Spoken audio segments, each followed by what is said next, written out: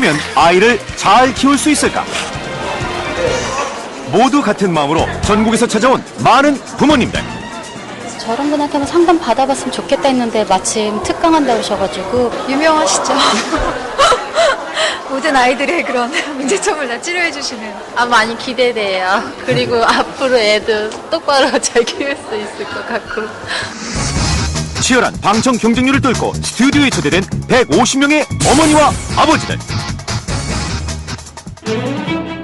그들이 기다리는 오늘의 주인공.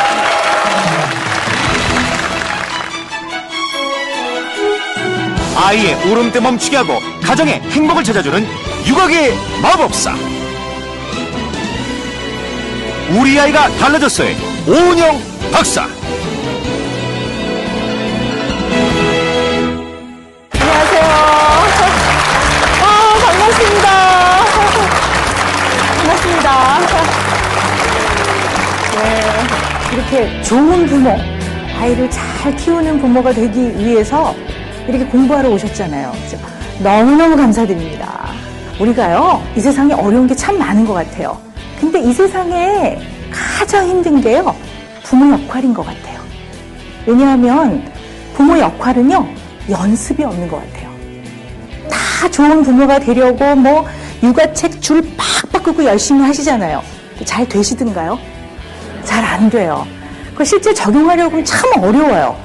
그리고 끊임없이 후회하고 미안해하고 죄책감을 느낍니다. 자, 그런데요, 이 자리에 오신 대부분의 지금 부모님들이 아이를 행복하게 잘 키우기 위해서 이 자리에 오셨단 말이죠.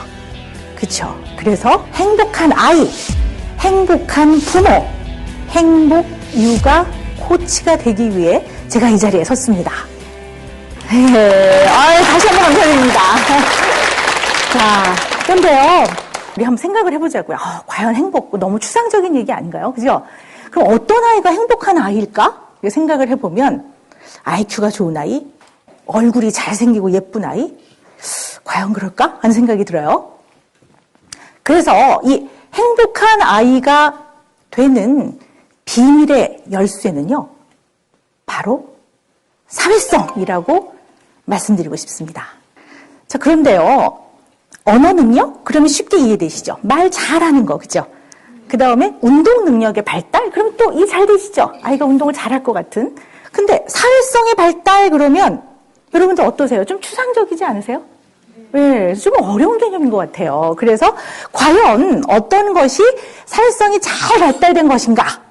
왜 우리 부모들은 아이들의 사회성 발달이라는 이 부분에 이렇게 주목을 하고 중요하게 생각해야 되는지 오늘 그 이야기를 풀어나가 보겠습니다. 안타까운 사건이 유독 많았습니다. 이른바 왕따로 자살한 친구 때문에 괴로워하던 여고생이 스스로 목숨을 끊었습니다. 동급생의 폭행에 고통스러워하다 폭행과 괴롭힘에 시달렸습니다. 걔를 때리기도 하고 수직잡기도 하고 만약에 그 친구랑 놀면 그 친구도 왕따가 돼요. 그냥 막막해요, 앞이. 혹시 우리 애도 저러면 어떡하지? 학교에 갔을 때 친구들하고 잘 적응을 할 수 있을지, 정말 내 아이가 왕따의 또 어떤 그런 문제에 휘말려서 고통스럽거나 괴로워하는 건 아니죠. 내 자식만 아니었으면 하는 그런 마음을 많이 갖고 있죠. 무한 경쟁, 약육강식 속에서 생존이 된 친구 관계. 무엇이 이렇게 만들었을까? 친구 사이에서 살아남기 위한 힘, 사회성. 그동안 잘 알려지지 않았던 사회성 발달의 비밀. 지금 공개됩니다. 자, 얼마 전에요, 너무너무 가슴 아픈 사건이 있었습니다. 여러분들도 아직 채 마음에서 가셔지지가 않았을 거예요. 너무 가슴 아프고 슬프고 안타까웠습니다. 아이가 친구들의 괴롭힘을 견디지 못해서 혼자 견디다 스스로 목숨을 끊었습니다.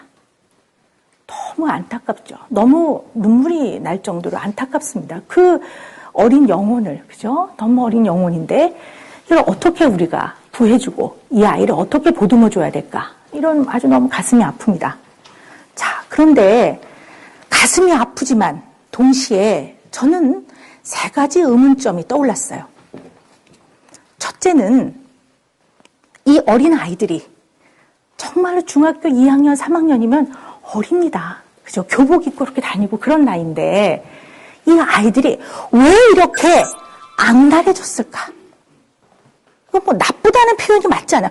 정말 악랄한 것 같아요. 왜 이 아이들이 이렇게 악랄해졌을까? 둘째, 그 아이는 왜 어른들에게, 부모나 선생님께 말하지 않고 도움을 청하지 않았을까? 그 어린 마음이 얼마나 아팠을까? 혼자 얼마나 힘들었을까? 이 아이는 왜 그랬을까? 셋째는 왜 그 주변의 아이들은 알리지 않았을까?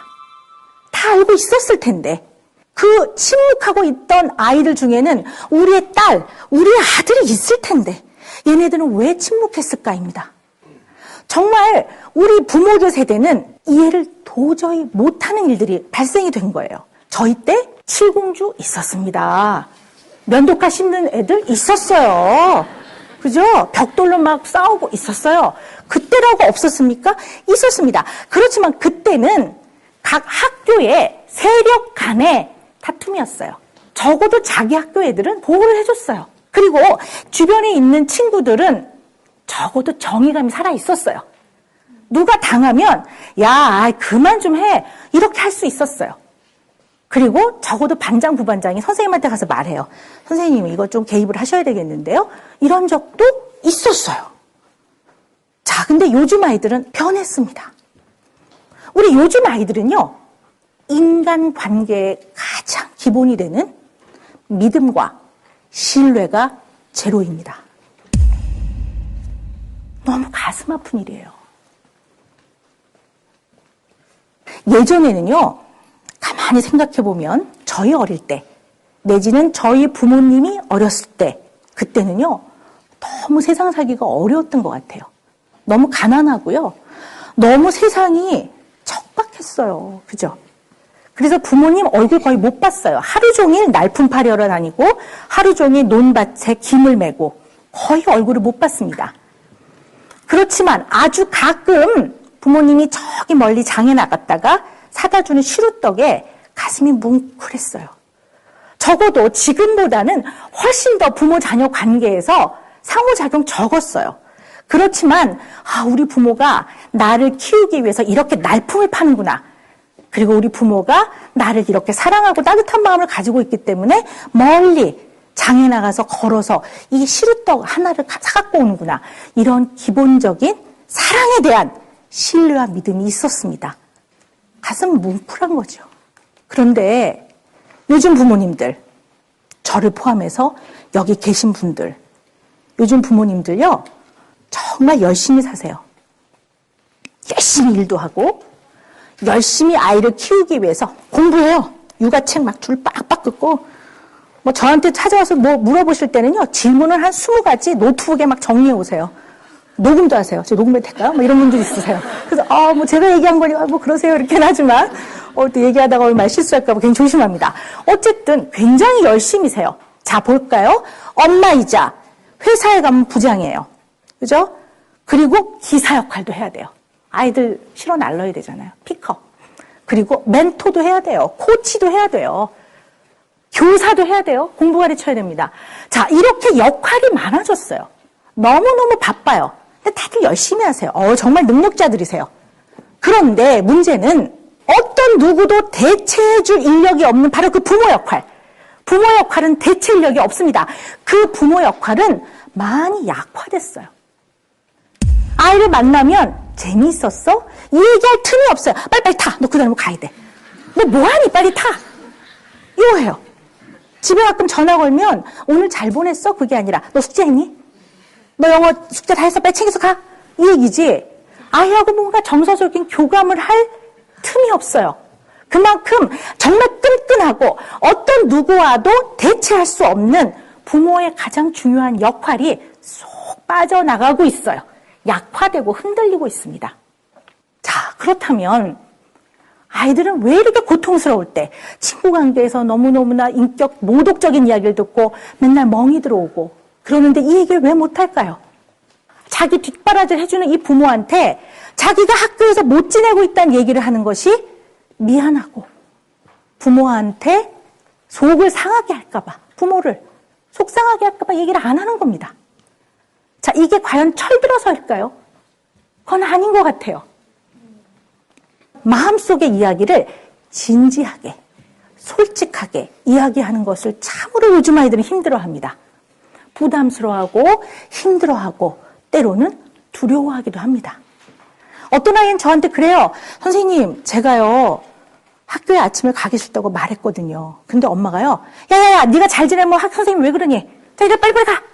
나중에 얘기해. 이렇게 얘기했대요. 그래서 저는 절대로 다음부터는 얘기하지 않겠다고 결심했어요. 이렇게 얘기합니다. 자, 우리는 너무나 많은 소통을 하고 있는 것 같지만 찐빵에 파당금이 빠진 것 같은 그런 소통을 하고 있는 거죠. 정말로 꼭 필요한 부모와 아이의 진솔한 교감이 빠져 있다는 거죠. 제 깝쳐, 누구도 예외가 될 수 없는 우리 아이들.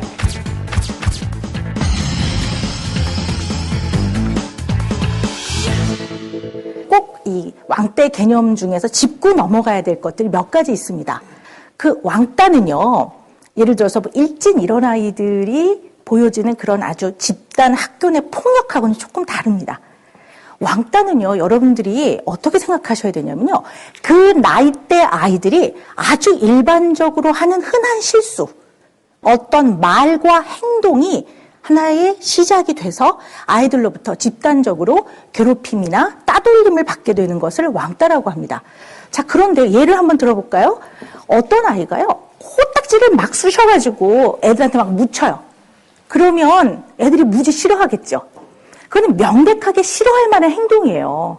그런데 왕따는 꼭 그렇지가 않아요. 아이들 4명이서 친하게 지내요. 그러다가 어떤 한 아이가 말투가 조금 마음에 안 들어요.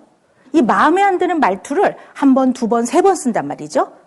그러다 보면 어느 날 갑자기 어제까지 친하게 지냈던 아이인데 그 아이들이 갑자기 뒤통수에서 야, 쟤 뭐야? 쟤 왜 저래? 쟤 이상한 거 아니야? 쟤 미친 거 아니야? 이렇게 해요. 뒤통수에 대고 얘기를 해요. 자, 이것이 무엇을 의미하냐면요, 왕따의 일반성입니다. 우리가 말하는 학교폭력, 오늘 그 얘기 안 할 거예요. 일진? 그런 얘기 안 할 겁니다.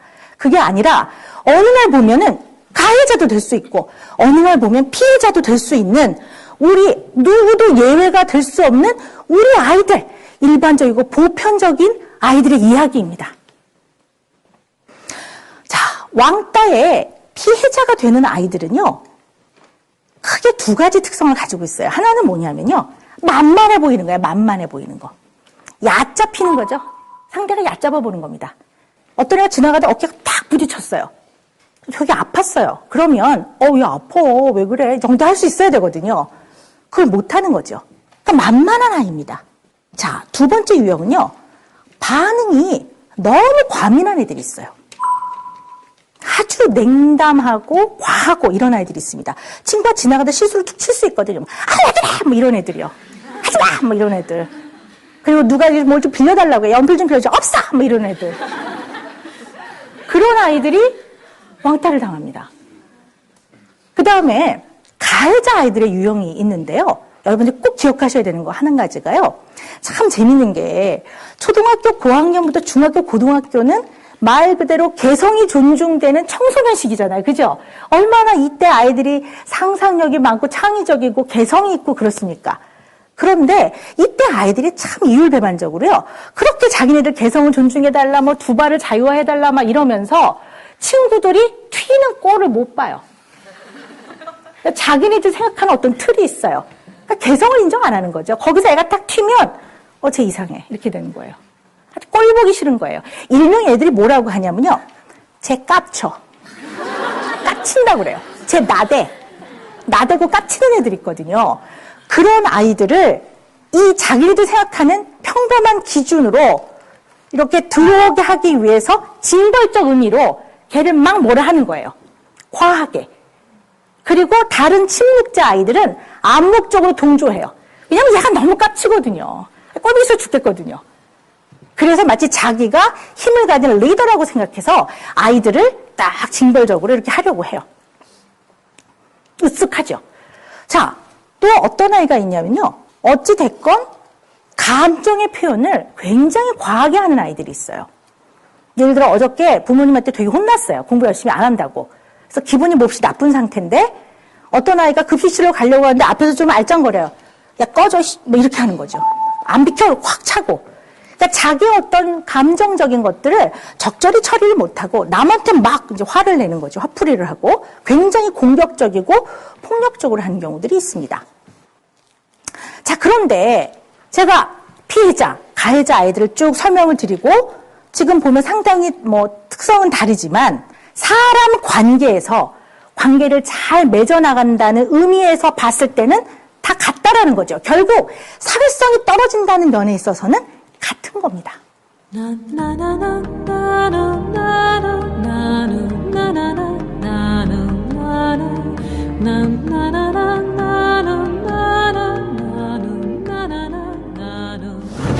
사회성이 왜 중요할까? 소통입니다.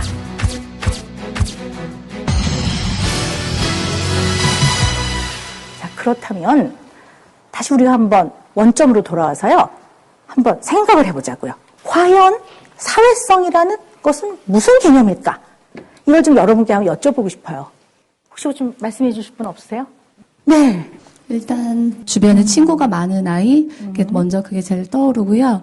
아니면 뭐 새로운 환경이나 새로운 친구들과도 잘 지내는 아이가 사회성이 높다라고 생각이 들고요. 그리고 무엇보다 이제 대인관계에서 협동을 할 수 있는 아이, 그런 아이가 사회성이 좀 발달된 아이가 아닐까 생각을 합니다. 네. 제가요, 요즘은요, 무서워요. 공부들을 너무 많이 갖고 오셔가지고요, 예, 무서울 정도예요. 근데, 예, 아주 뭐, 훌륭한 답변을 해주셨고요. 근데 대부분의 부모님들은요, 사회성이 좋은 아이, 그러면 친구가 많은 아이, 이렇게 생각을 하시는 경우가 참 많은 것 같아요. 자, 그런데요, 맞습니다. 사회성이 떨어지는 아이는 친구가 많지 않겠죠. 그죠? 근데 친구가 많다고 해서 꼭 사회성이 좋다고 얘기하기는 좀 어려운 것 같아요. 한 가지 예를 들자면요. 어떤 아이가 친구가 많은 것 같아요. 늘 친구 틈에 있어요. 근데 이 아이는 친구 관계를 유지하기 위해서 그냥 따라가요. 거절도 못하고 그냥 따라가는 애들이 있어요. 내일 굉장히 중요한 시험이 있는데 애들이 놀자, PC방 가자 그러면 그러고 가요. 그래서 친구들 틈에 늘 있지만 사실은 사회성이 꼭 좋다 얘기하기는 좀 어려울 수도 있는 것 같아요. 자, 제가 말씀드리는 거는 사회성 이퀄 인간관계, 대인관계입니다. 즉 그냥 잘 노는 게 아니라 관계를 잘 맺어가는 능력입니다. 사람이요, 관계를 잘 맺기 위해서는 몇 가지 요소가 있어요. 일단요, 사람과 좋은 관계를 맺으려면 시작을 해야 되죠.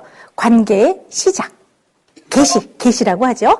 그 다음에 관계가 일단 맺어졌어요. 그러면 좋게 잘 유지해야 합니다. 어떤 아이들은 사귀긴 금방 사귀는데요. 금방 또 헤어지는 아이들이 있어요. 유지. 그 다음에 인간관계에서요. 좀 친해지면 반드시 갈등이 생겨요. 그래서 왜 신혼 딱 끝나고 나면 부부도 싸우잖아요. 네, 그리고 막 후회하잖아요. 내가 왜 결혼했지? 막 이렇게. 그렇습니다. 그래서 갈등을 잘 해결할 수 있어야 합니다. 그리고 화합하고 협동할 수 있어야 합니다. 이것이 관계를 잘 맺는 기술인 사회성입니다. 자, 조금 더 요약을 해보면 이론적으로요. 타인의 감정을 잘 공감할 수 있는 능력이 사회성의 중요한 요소입니다. 두 번째는요. 타인의 생각과 입장을 잘 이해할 수 있어야 해요. 세 번째는요. 무조건 이해만 하는 게 아니라 나의 주장을 적절하게 주장할 수 있어야 됩니다. 네 번째는 그 가운데서 타협하고 조율할 수 있어야 합니다. 자, 이것이 바로 사회성의 중요한 요소입니다. 자, 근데 사회성이 왜 중요할까요? 왜 중요할까? 라고 생각을 해보신다면요. 첫째요. 인간은요. 사회적 동물입니다. 네. 이렇게 좀 어떤 치료적 과정에서 무균실이라든가 격리 조치가 오랫동안 있는 분들은요. 어쨌든 굉장히 힘들어 하십니다. 그래서 사회라는 틀 밖에서는 고려할 수가 없습니다. 인간은. 둘째는요. 우리가요. 옛날에는요. 좋은 학교 나오잖아요. 그러면 좋은 직장에 잘 들어갔어요. 그리고 아는 게 많으면요. 승진도 했습니다. 근데 요즘은 안 그래요. 요즘은요. 사람이 성공하는 거, 사회적으로 뭔가 인정을 받는 데에는요. 리더십이 중요합니다.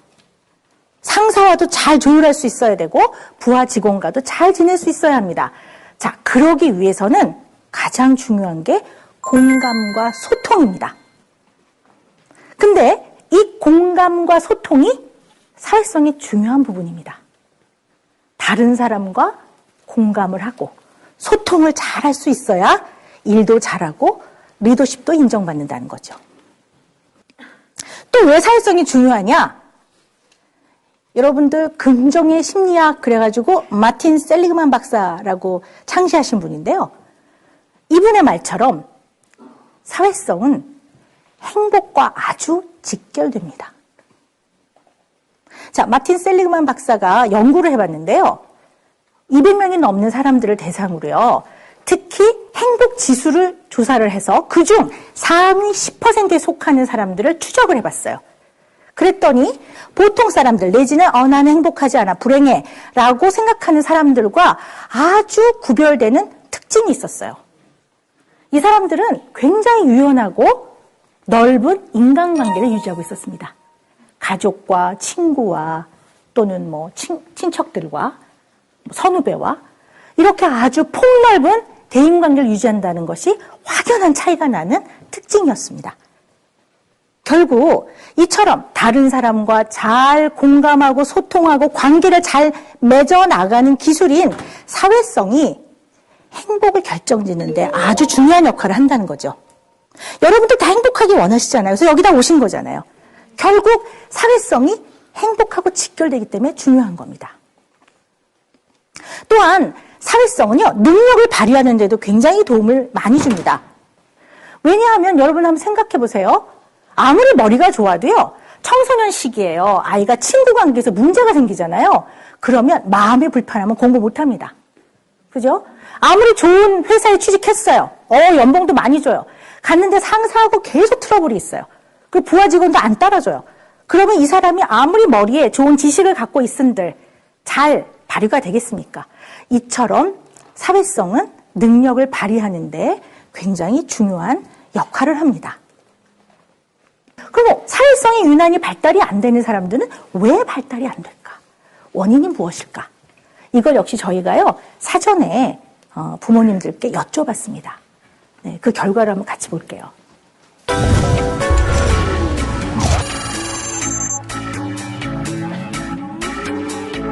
네.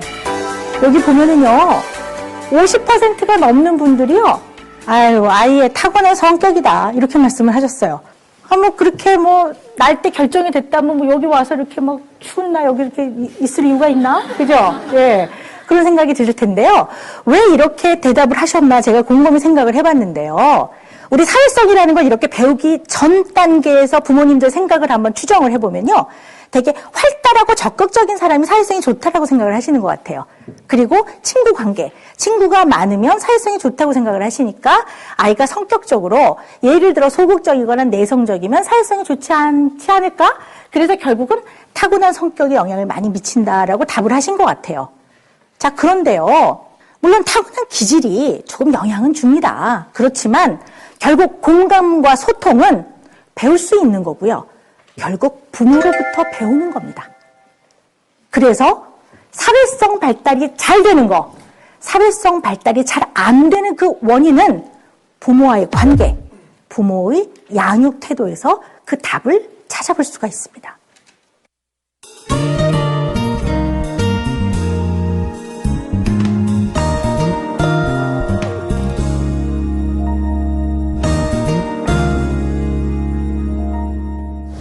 네가 불편할 때 감정을 공감해 줬어요. 부모님도 배우세요. 공감의 뿌리가 생기는 겁니다. 자, 사회성 발달에 부모의 역할이 중요해요. 이 아이들이 가장 먼저 보는 사람이 바로 엄마의 얼굴입니다. 아이가 첫 사회적 관계를 맺는 사람이 바로 부모입니다. 여기서 시작을 합니다. 자, 예를 들어 볼까요? 엄마가요, 홈쇼핑에 빠져가지고요. 네, 딸랑이를 이렇게 딸랑딸랑 해줘요. 홈쇼핑에 눈은 가 있어요. 그래도 딸랑이 소리는 들려요. 그죠? 근데 그거와 아이하고 눈을 마주치고, 아유, 이쁘다. 어쩌면 넌 이렇게 예쁘게 생겼니? 코도 이렇게 이쁘고, 귀도 예쁘고, 이게 같습니까? 다르죠. 이렇게 시작을 하는 겁니다. 이렇게 교감하고 공감하는 데에서 아이의 공감의 뿌리가 생기는 겁니다. 자, 이 얘기 많이 들어보셨을 거예요. 그렇지만 또 하나는 이 사랑이 뇌를 키운다라는 사실입니다. 여러분들 뇌 발달, 이 얘기 너무 많이 듣죠. 저는요, 맨날 듣는 질문이 선생님 어떻게 하면 뇌를 발달시킬까요? 어떻게 하면 똑똑한 아이를 키울까요? 뭐 이런 얘기 많이 하세요. 뭘 먹이면 좋을까요? 물론 중요하죠. 아이들이 가능하면 뇌의 성장이 균형 있게 잘 발달되면 얼마나 좋겠습니까? 그죠? 자, 그런데요. 여러분들이 한 가지 알고 계셔야 되는 게 인간의 뇌 발달의 과정을 보면요. 제일 먼저 발달하는 곳이 정서 발달입니다. 그리고 그 다음에 사회적 발달입니다. 그 다음에 대뇌 피질, 인지 기능을 관장하는 부분이 발달됩니다. 자, 제가 이렇게 뇌 영상을 만들어 왔는데 일단 이거 보면 좀 머리가 지끈지끈 하시죠? 네. 여기 이렇게 파랗게 그 안쪽으로 해놓은 게요. 이게 변연계라는 곳입니다. 이 변연계는요. 속상한 마음, 기쁜 마음, 즐거운 마음, 불쾌한 여러 가지 감정들을 하나하나의 악기라고 본다면 오케스트라처럼 잘 교향악곡이 잘 울리도록 해주는 곳이다. 이렇게 이해하시면 될 것 같아요. 그래서 이것이 기본이 돼서 사회성의 발달도 되고 그리고 나서 인지 발달도 되는 겁니다. 자, 그래서 오히려 이 시기에 너무 일찍 정서적 교감을 해주기보다는 학습적 교육을 많이 시키면 순서로 봤을 때 더 먼저 돼야 되는 정서 발달이나 사회성 발달은 안 된 상태에서 나중에 인지 발달만 막 되니까 이건 아주 문제가 되는 거죠. 자, 우리 이 시점에서 이걸 한번 생각해 보자고요. 왜 우리 아이들한테는 엄마가 필요할까요? 엄마. 그리고 왜 아이들은 엄마 옆에 자꾸 있으려고 할까? 자, 이것에 대한 아주 유명한 연구를 하신 분이 있습니다. 르네 스피치 박사의 유명한 연구 결과가 있어요. 이 연구는 어떤 거냐면요. 2차 세계대전이 한참일 때 굉장히 많은 사람들이 다 전쟁통에 목숨을 잃고 가족을 뿔뿔이 잃고 터지고 그랬습니다. 그래서 이 고아들을 고아원처럼 이런 기관의 아이들을 이제 잘 넣고 삼시세끼를 먹이는 건 잘 돌봤습니다. 이 아이들이 보니까요. 이거 그냥 가만히 널브러져서 이렇게 누워있고요. 그리고 온종일 그냥 무기력하게 이렇게만 있고 잘 먹였어요, 얘네들이요. 어디 아픈 거 아닙니다. 자, 이것이 무엇을 의미하냐면은 정서적으로 돌봐주는 엄마가 없었던 겁니다. 이 엄마가 없었더니 이 아이들이 많은 수는 2살 이내에 사망을 하고요. 그 다음에 살아남은 아이들 중에 많은 수는 상당히 정서적으로, 인지적으로 발달 장애, 발달 지연의 문제를 겪더란 얘기죠. 자, 그래서 이 아이들의 뇌를 비교해 보았습니다. 여러분 보시면요. 이 붉은 빛이라는 건요. 뇌가요, 기능을 많이 하고 있다는 얘기예요. 그런데 이 보호시설에 있는 아이들의 뇌를 봤더니 뇌의 기능이 많이 떨어지고 뇌의 구조적인 변화까지 와 있더라. 이런 이야기입니다. 자, 이것이 무엇을 의미하냐면요. 아까 제가 드린 질문이에요. 아이들은 왜 엄마가 필요할까요? 아이들은 왜 엄마 곁에 있으려고 할까요? 생존하기 위해서입니다. 살기 위해서입니다.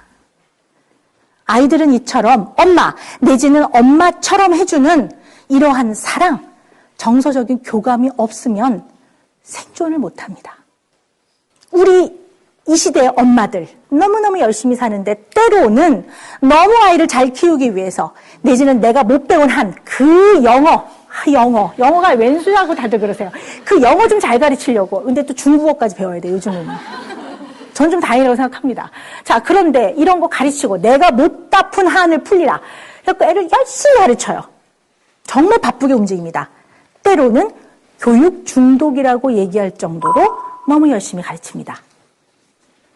아이들 스케줄이 빡빡해요. 그리고 잘 키워야죠. 탄산음료 먹이지 말아야 되고 과자 먹이지 말아야 되고요. 유기농으로 먹여야 되죠. 혓바닥 새빨게 물드는 그거 먹으면 절대 안 되죠. 엄마들이 생각해요. 아이들이 몰래 먹어요. 왜 모르고 계시죠? 몰래 먹습니다. 아이들 밥 먹일 때 보면은요. 반찬 골고루 먹이랴, 안 먹으면 뭐라 하고, 너 꿀떡 뭐 이러고 있느라고 삼켜, 뭐 입에 물면 혼나, 뭐 이러느라고 아이하고 정말로 필요한 맛있니? 이 얘기를 못해요. 그래서 뭐 울면서 먹어요, 울면서. 네. 또 놀이를 할 때도요, 그냥 좀 놀아주면 되잖아요. 그죠? 근데 엄마들은 할 게 너무 많아요. 아이가 기차를 막 하면은 기차, 트레인 이래야 돼요. 그리고 또 한마디 길어요. 뭐 이렇게. 그리고 약간 한술 더 뜨는 엄마가 어떤 엄마냐면요, 뭐 볼펜 같은 걸 가지고도 애들은 비행기가 날아가요 뭐 이러거든요. 그럼 엄마는 그래, 얘 볼펜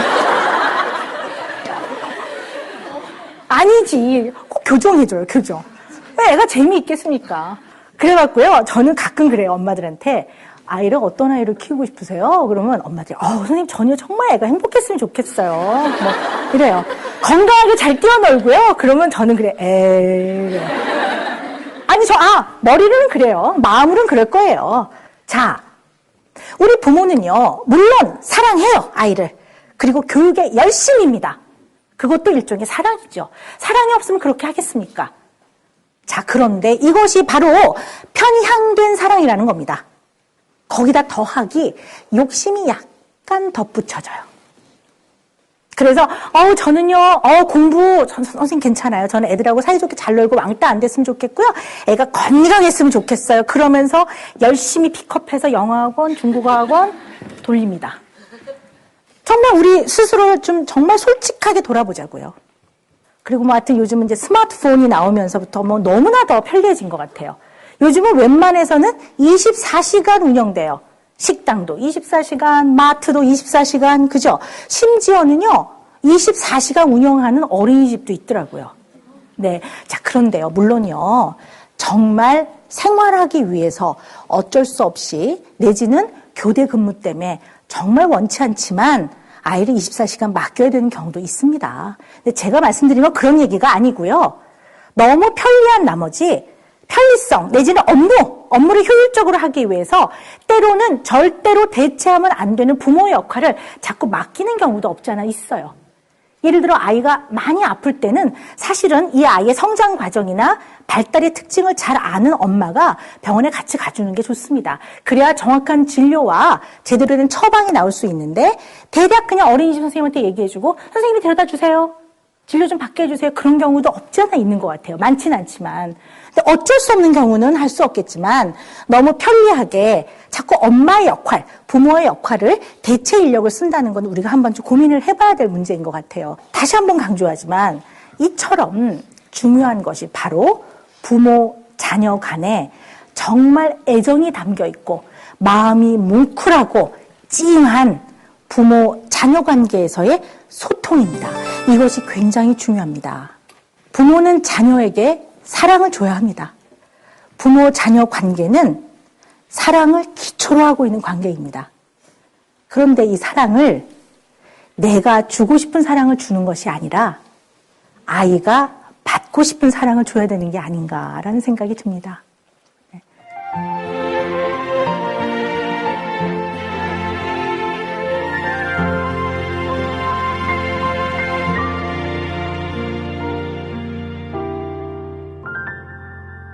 자, 그래서 아이가 학교에서 무슨 문제가 있을 때, 특히 친구하고 문제가 있을 때 부모가 이것에 대해서 어떻게 반응하고 대처하느냐에 따라서 아이가 사회성이 발달되기도 하고 발달이 안 되고 거꾸로 가기도 합니다. 자, 그래서 평소에 우리들 부모는 어떻게 행동하는지 예를 보고 이야기를 나눠보도록 하겠습니다.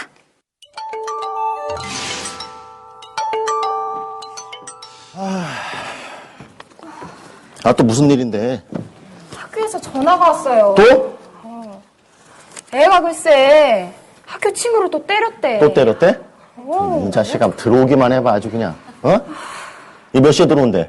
몰라. 학원이나 갔나 모르겠구만 아주. 진짜. 야, 저 하는 거 봐 저거. 네가 뭘 잘했다고 임마 가방을 던져 임마? 걔가 먼저 나한테 찌질이라 그랬다고. 입 닥쳐. 입 닥쳐. 너 진짜 뭐가 되려고 그래? 야, 너 깡패냐? 네가 학생이야 깡패야? 어디다 대고 가방을 던져 이 자식아? 어디다 대고? 내가 그러려고 학교에서 공부 가르쳤어? 어? 나가. 그래, 나가면 되지. 이 자식 봐라, 이거. 저 웃지 마. 지금 아빠한테 무슨 이 자식이 말버릇이야? 진짜 말라고. 자식 나가. 저거 참. 문 잠가버려. 진짜. 새끼 아주 그냥. 저걸 어떻게 하면 좋아, 진짜. 진짜, 씨.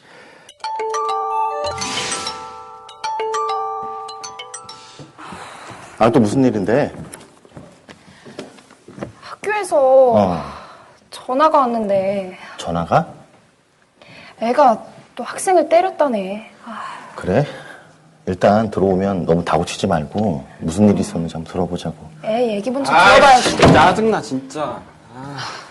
학교에서 들었어, 얘기. 아들, 왜요? 어떻게 됐는지 엄마 아빠한테 얘기해봐. 응? 뭐가 이렇게 화가 났니? 그러니까 걔가 나한테 찌질이라 그랬단 말이에요. 너한테? 그래서 내가 화가 났어요. 근데 계속 그러는 거야. 하지 말라 그랬는데. 아니, 계속 찌질이라 그래서 네가 화가 났구나. 그래서 때린 거지. 많이 화가 났다. 아니, 물론 네가 화가 나서 네가 그렇게 행동한 거는 뭐 아빠가 볼 땐 말이다. 폭력은 어찌됐든 간에 정당화될 수가 없어. 네가 그 친구한테 기분 나쁜 감정을 표현했어야 되는데 그냥 폭력을 휘두르는 건 아빠는 그거 정당화될 수 없다고 생각해. 아니, 나도 잘못한 건 아는데 걔가 그러니까 기분 나빠서 그런 거지. 알아. 너 기분 많이 나빴다는 거 엄마 아빠도 충분히 이해해. 그러니까 친구한테 사과하고 기분 나쁜 것도 너도 풀고. 그래. 네가 잘못한 건 친구한테 잘못했다고 인정할 줄 알아야지. 응? 네, 알았어요. 그래. 씻고 들어가라. 응? 쉬어, 빨리 들어가서. 아, 내일 친구한테 가서 사과할게요. 그래. 잘했어.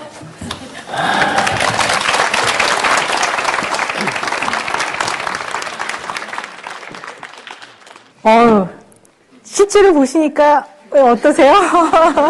예, 리얼하죠? 네. 자, 이 두 가지 예를 보셨어요. 근데 첫 번째 예는요, 아마 눈치채셨겠지만, 좀 잘못 반응한 나쁜 예입니다. 일단 아이는 이유가 어찌됐건 친구 관계에서 상처를 받고 왔어요. 마음이 몹시 상해서 왔는데요. 이때 아이들은 상처받고 상한 마음을 보호받고 위로받고 싶어 합니다. 근데 아까 그 부모는요, 그 마음을 보호해주기는커녕 도리어 더 화를 내죠. 더 화를 내고 난리를 치고 막 이러니까 아이는 어떨 수 있냐면요, 더 마음이 더 난폭해지거나 아니면 자기의 상처받은 마음을 보호받지 못하기 때문에 굉장히 좌절하기도 합니다. 물론 이제 두 번째 예는요, 좋은 예입니다. 좋은 예인데요. 일단 아이의 사회성을 길러주기 위해서는요, 가장 중요한 부모의 첫걸음이 아이의 불편한 감정을 수용하고 인정해 주셔야 합니다. 그러니까 그 감정이 타당하든 타당하지 않든 수용하고 인정해 주셔야 해요. 그래도 그 방법이 적절하지 않을 때는 약간 문제를 얘기해 주셔야 해요. 야, 우리가 살다 보면 화낼 일이 무지하게 많은데 매번 이렇게 네가 막 물건을 던지고 소리를 지르는 걸로만 표현한다면 그건 조금 문제가 되겠다. 그 다음엔 대안을 제시하거나 대안을 아이가 생각할 수 있게 도와주는 게 이게 아주 좋은 부모입니다. 자, 그런데 심리학에서 보셨겠지만 이렇게 사회성, 이거 참 어려운 개념인데 과연 이 사회성이 변할 수 있을까요? 발달할 수 있을까요? 라는 게 의문일 거예요. 그죠? 이 사회성은 키워질 수 있을까요? 중요한 첫 단계가 이론만이 아니라 실천적 노력이 필요합니다.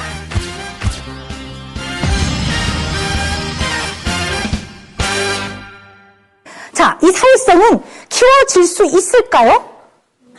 네, 맞습니다. 키워질 수 있습니다. 왜냐하면 우리 부모는요, 아이들의 훌륭한 감정 코치입니다. 아이들이 가장 먼저 첫 대면을 하고 가장 먼저 사회적 관계를 맺는 사람이자 공감의 뿌리이기 때문에 부모는 아이들의 훌륭한 감정 코치가 될 수 있습니다. 그런데 이렇게 감정 코치가 되는 데에서 가장 중요한 첫 단계가 아이의 마음을 수용하고 인정해 주는 겁니다. 먼저 훈계하지 마시고요. 아이의 감정을 먼저 좀 수용을 하고 인정을 해주세요. 자, 그런데요, 이 두 가지 경우 말고요, 우리 흔히 부모님들이 많이 하는 그런 행동 유형을 제가 몇 가지 꼽아봤어요. 근데 지금부터 말씀드릴 것들은요, 부모님들이 흔히 잘한다고 생각하고 계시는 것일 수도 있어요. 이 함정에서 빠져나오기 위해서 우리 한번 공부를 해보자고요. 또 한 가지 유형은 이런 유형이에요. 친구가 막 놀렸다고 막 속상해서 막 울고 왔어요. 걔한테 에이 친구가 너 좋아서 그러는 거야. 너랑 친하자고 그러는 거야. 내지는 너가 너무 예뻐서 질투하는 거야. 이렇게 표현하는 부모님도 계세요. 그러면 아이가 느끼기에 에? 이게 무슨 소리야? 아니 나를 좋아하는데 왜 나를 괴롭혀? 이렇게 되는 거거든요. 자, 이런 부모님들은요. 아이의 감정을 회피하는 유형의 부모세요. 회피형 부모입니다. 이 회피하는 부모님들은요. 그 감정을 직접적으로 다루는 게 좀 어려워요. 그래서 자꾸 다른 말로 돌려요. 에이 너 좋다고 하는 거야. 에이 친하게 지내. 뭐 이렇게. 애는 힘들어 죽겠다고 와서 얘기하는데 에이 너 좋다고 그러는 거야. 이런 엄마거든요. 그래서 이거는 회피형의 부모입니다. 또 많이 하는 실수가 있어요. 특히 사춘기 아이들이 와갖고 좀 과격하게 표현하거든요. 쿵쾅 쿵쾅 꽝 이러거든요. 그러면 일단 야 너 이거 부모한테 뭐 하는 행동이야. 누가 너 이렇게 키웠어. 이렇게 나오는 거죠. 그러면 이 부모는 아주 억압형 부모입니다. 이런 부모는요. 아이의 말투, 행동에만 초점을 맞추는 거예요. 그 밑면에 어떤 상황이 있는지, 앞뒤 전후가 어떤지, 이 아이 밑에 어떤 마음이 흐르고 있는지 이런 거 하나도 관심 없어요. 오로지 행동, 말투, 너 버르장머리 없이 이렇게 되는 거죠. 아이가 이렇게 되면 어떻게 될까요? 마음 안에 분노를 간직한 채로 굉장히 화를 더 내던가 아니면 부모하고 더 이상 소통하지 못한다고 생각하겠죠. 또 어떤 부모는요. 마음을 읽어주라고는 했는데 도대체 어떻게 해야 되는지 모르겠고 아이가 막 격분을 하면 본인이 당황해서 가만히 있는 부모가 있어요. 그냥 가만히 아무런 반응을 안 해요. 그냥 가만히 있어요. 그러면 아이들은 어이가 없어요. 왜냐하면 굉장히 당황하죠. 내가 막 울고 있는데 엄마가 그냥 가만히 있어요. 아니면 그냥 뻘떡 일어나서 부엌으로 가요. 이렇게. 그런 엄마도 있습니다. 그럼 아이들은 버려진 느낌이 되겠죠. 자기의 감정이 소중하지 않나? 우리 엄마는 나한테 왜 반응을 안 해주지? 내지는 가장 많이 하는 실수가 뭐냐면요. 너 속상하구나. 아유 그래 엄마가 알겠어. 끝. 여기서 끝이에요. 이런 엄마 무지 많아요. 무지 많아요. 그러니까 아이의 감정은 공감해 줬어요. 근데 문제점이라든가 어떻게 이것을 처리하자라는 그런 대안, 교육, 지침을 주지 않는 부모인 거죠. 그렇지만 아이는 사랑받고 공감받는 느낌은 있어요. 거기서 끝인 게 문제이긴 하지만요. 자, 그래서 어찌됐건 결론적으로 말씀을 드리는 거는 아이들의 감정을 잘 발달시켜서 사회성이 좋은 아이로 키우기 위해서 부모가 가장 잊지 마셔야 되는 거는 아이들의 불편한 감정을 축소하거나 궁지에 몰거나 지나치게 나무라거나 혼내지 마시라는 겁니다. 그것이 가장 부모가 지켜야 할 첫 단계입니다. 또한요.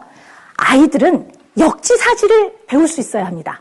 이게 무슨 얘기냐면 남의 입장을 좀 알아야 결국 다른 사람과 조율을 하죠. 이게 참 어려운 거예요. 우리 어른 중에 역지사지 모르는 사람 참 많아요. 그죠? 근데 이게요. 뇌의 발달로 봤을 때는요. 만 7살 정도가 되면 타인의 입장을 좀 이해합니다. 그래서 7살이 안 된 어린아이한테 내일 오빠가 시험이니까 조용히 해 라는 게 좀 잘 이해가 안 되는 거예요. 사실은요. 그래서 역지사지를 이해시키셔야 하는데 이거는 어떤 상황을 늘 다양한 측면으로 보는 걸 부모가 많이 가르치셔야 해요. 때로는 길을 가다가도 건물을 보면 야, 이 건물은 앞에서 보니까 네모난데 여기서 보니까 세모나게 보이네. 같은 건데도 다르게 보이는구나. 이런 거를 많이 가르친다든가 내지는 TV 드라마 같은 거 같이 보면서 많은 등장인물이 등장할 때 이 사람은 이렇게 생각하나 보다. 근데 저 사람은 좀 오해를 했다. 뭐 이런 거를 많이 가르치시는 것이 아이들의 역지사지를 발달시키는 데 도움이 많이 됩니다. 자, 또한 중요한 게요. 이 사회성을 기르려면요. 자기 주장을 적절하게 하는 방법을 가르치셔야 합니다. 자, 자기 주장이라는 건 어떤 의미냐면요. 남에게 자신의 생각과 감정을 적절하게 표현할 수 있는 걸 의미합니다. 우리 주변에 보면요. 이중생활하는 아이들이 있어요. 밖에 나가서는요. 아무 말 못해요. 친구가 야, 너 뭐 어쩌저쩌 그랬다며? 이러면 순간 당황해서 가만히 있어요. 내지는 무슨 말을 했다가 사이가 나빠질까 봐 얘기를 못하죠. 그리고 나서 사실은 억지로 참은 거기 때문에 화가 나거든요. 집에 와서는 어떻게 하죠? 문짝에 화내고 강아지한테 화내고 만만한 동생한테 신경질 부리고 엄마가 오늘 학교 잘 갔다니 나 시키지 말고 뭐 이렇게 하는 거죠. 이중생활이죠. 이것도 적절하지가 않죠. 그래서 아이들에게 무조건 화를 억지로 참으라는 얘기가 아니라 적절하게 표현하는 걸 가르치셔야 합니다. 그리고 긴장을 해서 말을 잘 표현을 못하는 아이들은요, 말로 자꾸 뭘 하라고 하면 애들이 힘들어해요. 그래서 그 연령에 맞는 방법을 알려주셔야 해요. 예를 들어 친구가 뭐라고 놀리면 야 돼지야 이렇게 놀리면 헐 이러고 만다든가, 어?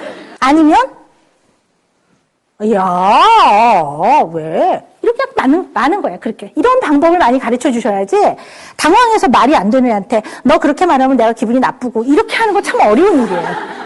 무슨 얘기인지 아시겠죠? 그래서 이 아이 성향과 이 아이 나이에 맞는 간편하고 잘 쓸 수 있는 방법을 집에서 많이 연습시켜야 합니다. 자, 그런데 여러분이 꼭 잊지 마셔야 되는 것 중에 하나는요, 타인과의 관계에서 힘의 대등함, 힘의 균형을 유지하라는 거지, 그 아이를 고치거나 바로잡아 놓으라는 의미가 아닙니다.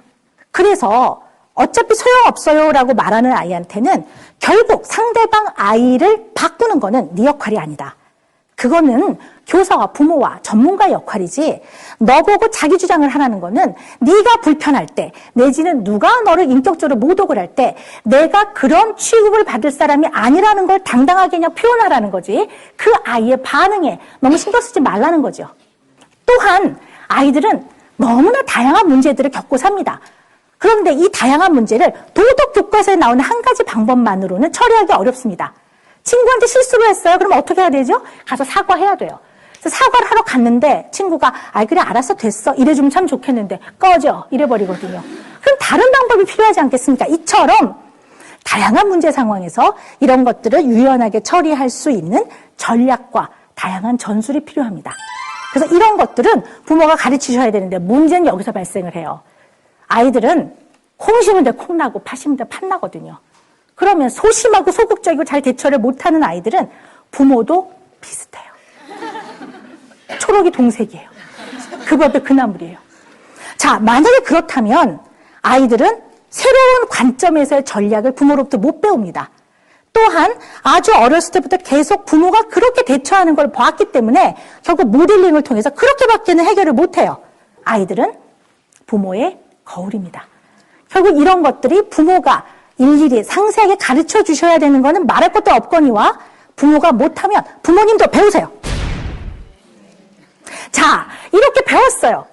그런데 이런 것들을 생활 속에 꾸준하게 실천해야 되는 실천적 노력이 필요합니다. 왜냐하면 사회성은 이론만이 아니라 생활에 적용을 해야 되는 거기 때문에 매일매일 생활에서 열심히 실천하는 노력을 꾸준히 하셔야 합니다. 자, 여기 이렇게 훌륭한 아버지가 되기 위해 오신 아빠들이 몇 분 계십니다. 아이들이 사회성이 잘 발달하려면 아빠 역할이 참 중요하다고 합니다. 왜냐하면요, 우리가 예로부터 아버지를 통해 사회를 배웁니다. 세상을 배우고. 그래서 세상이 어떻게 돌아가는가 하는 이치를 아버지를 통해 배우고, 어떻게 대처하는가 하는 거를 아버지를 통해 배웁니다. 그리고 아버지랑 놀이를 하고 사회성을 기르고 사회적 관계를 맺어 나가는 것이 논리적이고 추론 능력을 담당하는 좌뇌를 발달시킨다는 연구도 아주 많습니다. 그리고 그 과정에서 많은 걸 배워간다는 거를 우리 이미 많이들 알고 있어요. 그리고 요즘 아빠들은요, 예전하고 다른 것 같아요. 뭐 출산휴가를 아빠가 받기도 하고요. 또 육아일기를 예전에는 엄마들만 많이 쓰셨는데 아빠들도 요즘은 많이 쓰시더라고요. 블로그 같은 데 보면 그렇더라고요. 자, 그래서 이 아빠들의 좀 더 적극적인 노력이 더해진다면 아이들 사회성은 더 쑥쑥 자라날 겁니다. 자, 그런데요, 이 아빠들이요, 가만히 아이를 보니까 걱정이 돼요. 이 험난한 세상에 먹고 살아야 되는데 얘가 이렇게 유약해서, 이렇게 여려서 얘가 과연 이 세상을 어떻게 살아나갈까, 이런 생각에 나라도 얘를 강하게 훈련시켜야 되겠다, 이런 생각이 들기도 하고, 밀리면 죽는 거야, 뭐 이런 걸 가르치는 거죠. 그래서 야야, 너 무조건 맞지 말고 때리고 와, 내가 다 물어줄게, 뭐 이렇게 얘기를 한다든가, 아니면 본인이 막 트레이너를 자청해요. 막 집에 오면 옆구리 뻗쳐 막 이렇게 하고, 그러니까 애가 막 아빠지를 막 울고 불고 막 난리 나거든요. 자, 그런데 제가 드리고자 하는 말씀은 무엇이냐면요, 물론 적절한 자기 주장 필요해요. 그렇지만 결국 우리 사회성이라는 거는 이 세상을 누군가와 화합하고 협동해서 손을 잡고 같이 바라보면서 나가는 겁니다. 너무 밀리면 죽어, 너 당하면 끝장난다, 너무 이런 걸 강조하다 보면 인간 관계를 너무 대립의 구조로 볼 수 있어요. 장악하느냐 장악당하느냐 뭐 이런 거죠. 이런 걸로만 보다 보면 아이들이 너무 힘들어질 수 있습니다. 여기서 조금 더 부연을 하자면요. 아이들 키우실 때 우리 부모가 아이들의 문제 행동을 봤을 때 이거를 빨리 없애고 효과적으로 딱 없애기 위해서 아이들한테 화를 확 내고 혼을 낸단 말이에요. 때로는 체벌도 합니다. 근데 이 밑면에는 굴복이라는 기전이 흐르고 있습니다. 결국 인간관계를 굴복당하느냐 굴복을 하느냐 이런 기전으로 본다면 너무나 많이 어렵고 행복하지 않을 것 같습니다. 결국 제가 다음번 강의에서는 이러한 기본적인 인간관계에서의 화, 체벌 이런 거에 대한 얘기를 하면서 우리가 인간이 어떻게 하면 좀 더 행복하게 살아갈까 이런 얘기를 나누려고 합니다. 어쨌든 우리에게 긴 시간 잘 들어주셔서 너무 감사하고요. 제가 오늘 마지막 한 번 더 강조하고 싶은 거는 우리 아이들 너무 소중하지 않습니까? 그죠? 인간만이 희망이고 등불입니다. 더군다나 이 새싹 같은 아이들이 우리의 희망입니다. 우리의 등불인 아이들이 세상을 나갈 때 건강한 사회성이라는 든든한 백을 우리가 좀 만들어주자고요. 그러기 위해서 우리 부모들은 너무 역할 수행자만 하지 말고 아이하고 정말 가슴 뭉클한 정말 정서적 교감을 담고 있는 소통과 공감을 통해서 이 아이들의 사회성을 잘 길러주는 그런 부모가 되자라는 말씀을 다시 한번 강조해서 말씀드리고 싶습니다. 감사합니다. 감사합니다. 다음 주 아이를 실제로 양육하는 입장에서 과연 체벌 없이 가능할까? 사랑의 매. 아이를 사랑하는 부모들에게 오은영 박사가 진심으로 전하는 아이 두 번째 이야기. 도움이 되십니까? 아이는 어떤 마음이 들까요? 그 아빠들에게 꼭 드리고 싶은 말씀입니다. 그 자신감으로 아이의 행복을 위해 꼭 들어야 할 강의 놓치지 마십시오. 너무 재밌었어요. 일단 너무 재밌고 공감할 수 있는 부분이 많아서 아이들 생각이 한 명씩 한 명씩 나면서 반성하게 되고 그 아이의 사회성을 키우기보다는 좀 억누르게 했던 부분이 있지 않았나. 제가 하지 못하는 부분을 스님 찍어주신 것 같아가지고 집에 가면 정말 내가 노력을 해서 스님 말씀처럼 잘 키워야겠다는 생각을 했어요.